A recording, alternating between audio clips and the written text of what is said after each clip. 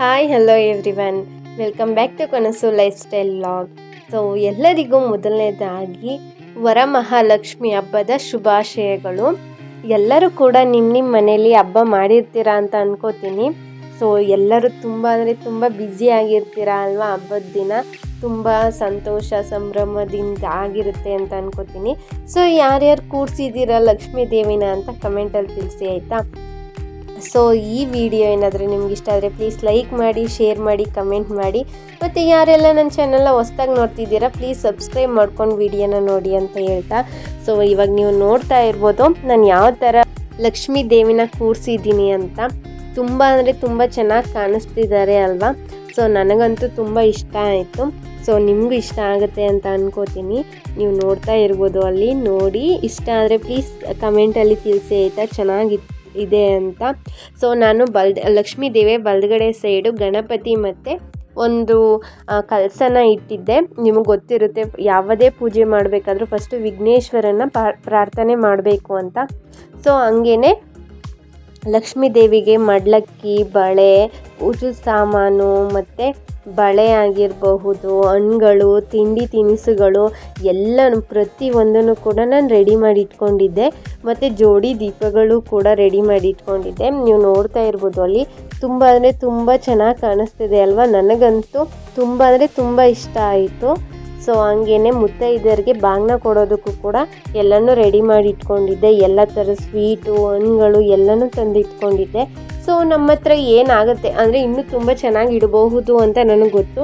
But ನನ್ನ ಕೈಯಲ್ಲಿ ಎಷ್ಟಾಗುತ್ತೆ, ನಮ್ಮ ಮನೆಯವ್ರು ಯಾವ ಥರ ಸಪೋರ್ಟ್ ಮಾಡ್ತಾರೆ ಅಷ್ಟನ್ನು ನಾನು ಎಲ್ಲಕ್ಕೆ ತಗೊಂಡು ನನಗೆ ಎಷ್ಟು ಗೊತ್ತು ಅಷ್ಟನ್ನು ಮಾಡಿದ್ದೀನಿ.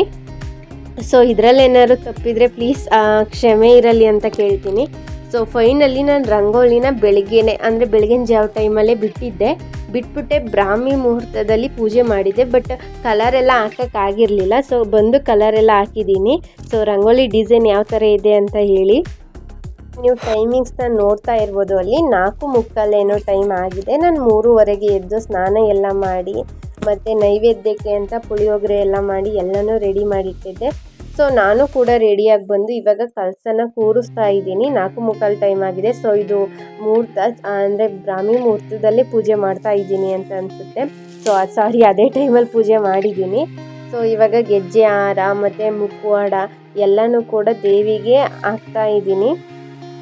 ಸೊ ಏನೇನು ವಸ್ತುನ ಬೆಳಗಿನ ಟೈಮ್ ಹಾಕಬೇಕು ಅದನ್ನೆಲ್ಲ ಎತ್ತಿಟ್ಟಿದ್ದೆ. ಇನ್ನು ನೈಟ್ ಎಲ್ಲ ಇನ್ನು ಬಾಕಿ ಐಟಮ್ಸ್ ಎಲ್ಲ ರೆಡಿ ಮಾಡಿ ಇಟ್ಕೊಂಡಿದ್ದೆ. ಪ್ರತಿಯೊಂದನ್ನು ರೆಡಿ ಮಾಡಿ ಇಟ್ಟಿದ್ದೆ. ಸೊ ಇವಾಗ ನಾನು ಲಕ್ಷ್ಮೀ ದೇವಿಗೆ ತಾಲಿ ಅಂದರೆ ಸಪ್ರೇಟ್ ಅದಕ್ಕೆ ಅಂತಲೇ ತಾಲಿ ಬೇರೆದಿತ್ತು. ಸೊ ಅದನ್ನು ಹಾಕಿದ್ದೀನಿ. ಮತ್ತು ದೇವಿಗೆ ಹೂವು ಮುಡ್ಸೋದಾಗಿರ್ಬೋದು, ಅರಿಶಿನ ಕುಂಕುಮ ಹಾಕೋದಾಗಿರ್ಬೋದು, ಮತ್ತು ಸೇವಂತಿಗೆ ಹೂವು ಸಪ್ರೇಟು ಅದನ್ನೆಲ್ಲ ಪ್ರತಿಯೊಂದನ್ನು ಮಿಸ್ ಮಾಡ್ದಿದ್ದ ಆ ಥರ ಮಾಡಿದ್ದೀನಿ. ನನಗಂತೂ ತುಂಬ ಖುಷಿ ಆಯಿತು.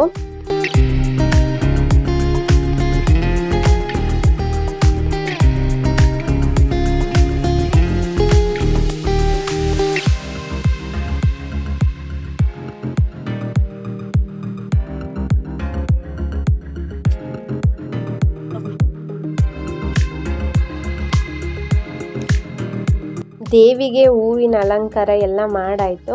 ಮತ್ತು ಇವಾಗ ನಾನು ನೈವೇದ್ಯಕ್ಕೆ ಅಂದರೆ ಲಕ್ಷ್ಮೀ ದೇವಿಗೆ ಇಷ್ಟವಾಗಿರೋ ತಿಂಡಿಗಳು, ಹಣ್ಣುಗಳು ಎಲ್ಲನೂ ಇಟ್ಟಿರ್ತೀನಿ ಅಲ್ವಾ. ಸೊ ಅದನ್ನು ನೈವೇದ್ಯ ಮಾಡಬೇಕು ಅಂತಂದರೆ ಅಲ್ಲಿಗೆ ಪ್ರತಿಯೊಂದು ವಸ್ತುವಿನ ಮೇಲೆ ಒಂದೊಂದು ಹೂವನ್ನ ಇಡಬೇಕು. ಸೊ ಇಟ್ಟಿನೇ ಪ್ರೋಕ್ಷಣೆನ ಮಾಡಬೇಕಾಗಿರುತ್ತೆ. ಸೊ ನಾನು ಎಲ್ಲ ತಿಂಡಿ ತಿನಿಸುಗಳ ಮೇಲೂ ಹೂವನ್ನು ಇಟ್ಟಾಯಿತು.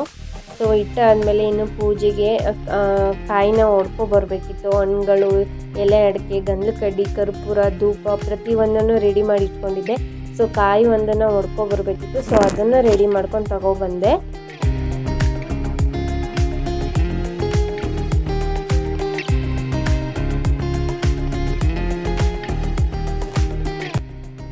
ಇವಾಗ ದೀಪನ ಹಚ್ಚಿ ಪೂಜೆ ಮಾಡ್ತಾ ಇದ್ದೀನಿ. ನೀವು ನೋಡ್ತಾ ಇರ್ಬೋದು, ಅಲ್ಲಿ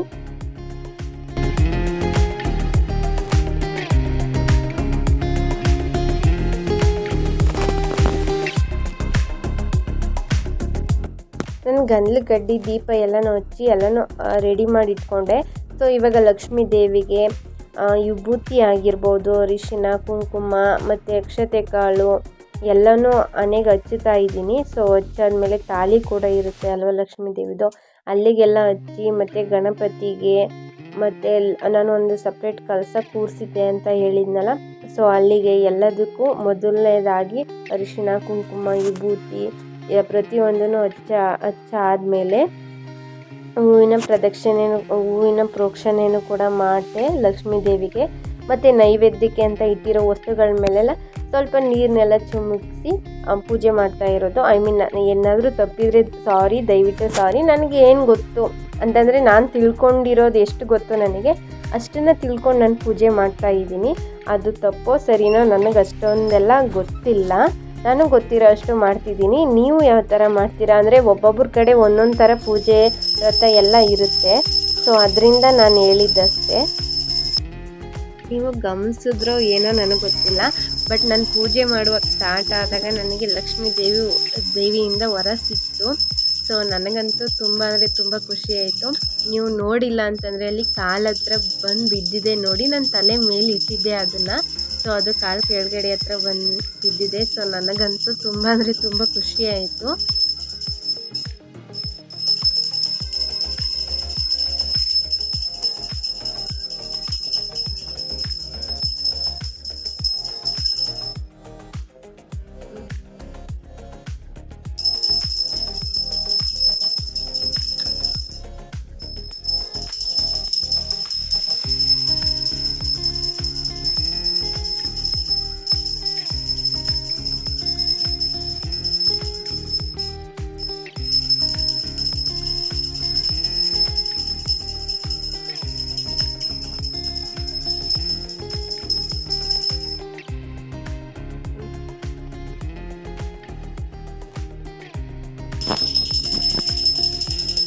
ಸೊ ಪೂಜೆ ಎಲ್ಲ ಮುಗೀತು.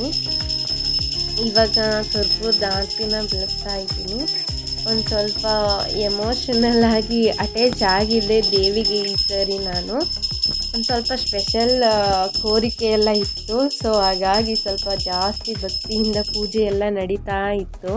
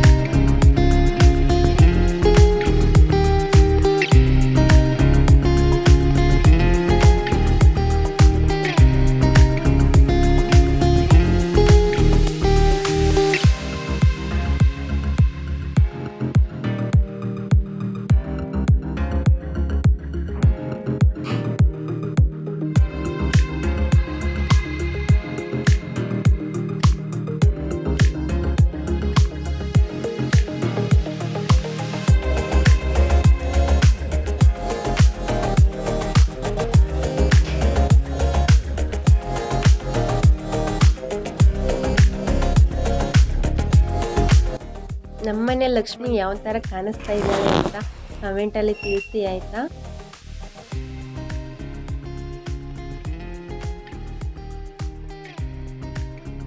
ಸೊ ಇದಾಗಿತ್ತು ಫ್ರೆಂಡ್ಸ್ ನಮ್ಮ ಮನೆಯಲ್ಲಿ ವರಮಹಾಲಕ್ಷ್ಮಿ ಹಬ್ಬನ ಯಾವ ಥರ ಪೂಜೆ ಮಾಡಿದೆ ಅಂತ. ಸೊ ನನಗಂತೂ ತುಂಬ ಖುಷಿ ಆಯಿತು ಈ ಸಾರಿ. ಸೊ ನೀವು ಯಾವ ಥರ ಮಾಡಿದ್ರಿ ಅಂತ ಕಮೆಂಟಲ್ಲಿ ತಿಳಿಸಿ ಆಯಿತಾ. ಸೊ ಎಲ್ಲ ಪೂಜೆ ಎಲ್ಲ ಮುಗ್ದಾದ್ಮೇಲೆ ಮನೆ ದೇವರಿಗೆ ಹೊಸ್ತಲಿಗೆ ಎಲ್ಲದಕ್ಕೂ ಪೂಜೆ ಮಾಡಿ ಮುಗಿಸ್ದೆ. ಸೊ ಎಲ್ಲ ಆಲ್ಮೋಸ್ಟ್ 5 ಒಳಗಡೆ ಎಲ್ಲ ಮುಗ್ದೋಗ್ಬಿಟ್ಟಿತ್ತು. ಸೊ ಇದಾಗಿತ್ತು ಫ್ರೆಂಡ್ಸ್ ಇವತ್ತಿನ video. So next video I hope ಈ ವಿಡಿಯೋ ನಿಮ್ಗೆ ಇಷ್ಟ ಆಗಿರುತ್ತೆ ಅಂತ. Thanks for watching my video. ಸಿಗ್ತೀನಿ ನೆಕ್ಸ್ಟ್ ವಿಡಿಯೋದಲ್ಲಿ. ಬಾಯ್ ಬಾಯ್. ನೆಕ್ಸ್ಟ್ ವಿಡಿಯೋದಲ್ಲಿ ಆಫ್ಟರ್ನೂನ್ ಏನಾಯಿತು ನಮ್ಮ ಅತ್ತಿಗೆರೆಲ್ಲ ಬಂದಿದ್ರು. ಸೊ ಅದನ್ನು ಶೇರ್ ಮಾಡ್ಕೋತೀನಿ. ಬಾಯ್ ಬಾಯ್.